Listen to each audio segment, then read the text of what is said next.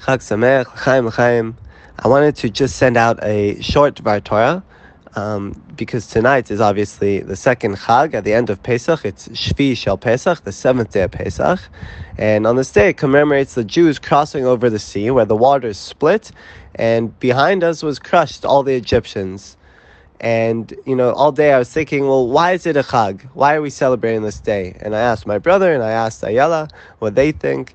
And I got great answers and a lot of food for thought. And I want to share a message, and maybe you guys also have interesting input to give as well.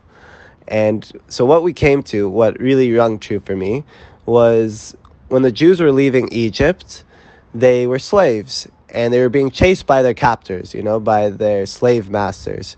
And the Egyptians were chasing them, and when the Israelites crossed over the sea and the waters crushed all the Egyptians and lay them out before the Israelites saw that their captors were there dead before them. They were no longer slaves. They were now finally free.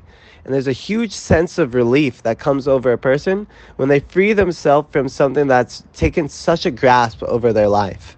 So for years, the Israelites were slaves, and now they're actually finally free. They're not escaping. They're not running away from it. They're not working to break away from something.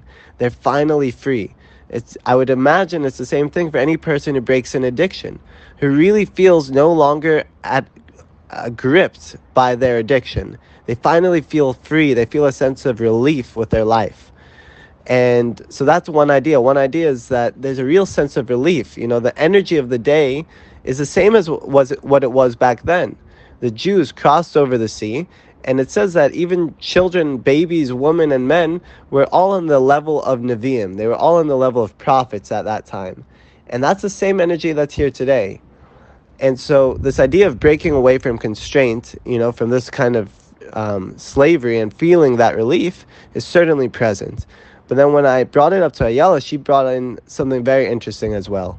Ayala said that oftentimes in life, it could be as simple as like a 5-year plan.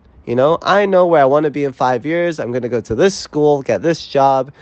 I'm going to get married to this kind of person, and this is what our life will be.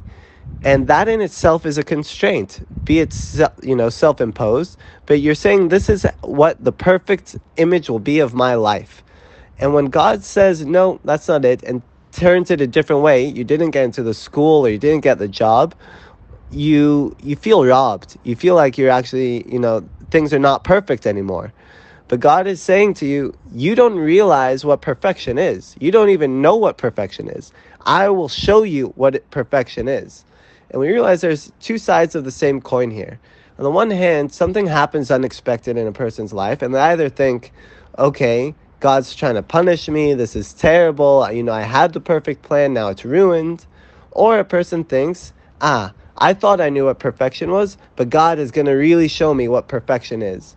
And I can honestly say that for me, that's what it was when at any stage in life, but really when I met my wife, when I met Ayala, it was that way.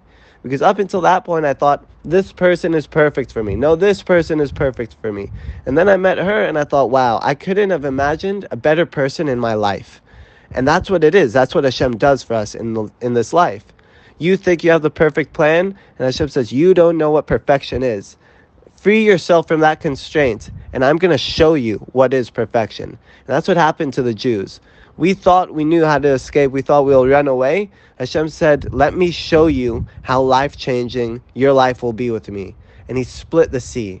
He broke our perception of reality. He said, what you think is perfect is so far from the truth. I will show you what perfection is. So if that's the only message you take away, then Baruch Hashem, we're going into Shevii Shel Pesach. We should remember that there's a miraculous energy in the air, and we can all tap into it. We just need to do some meditation. Think a little bit. Try to connect. And you'll see that these miracles are still present today.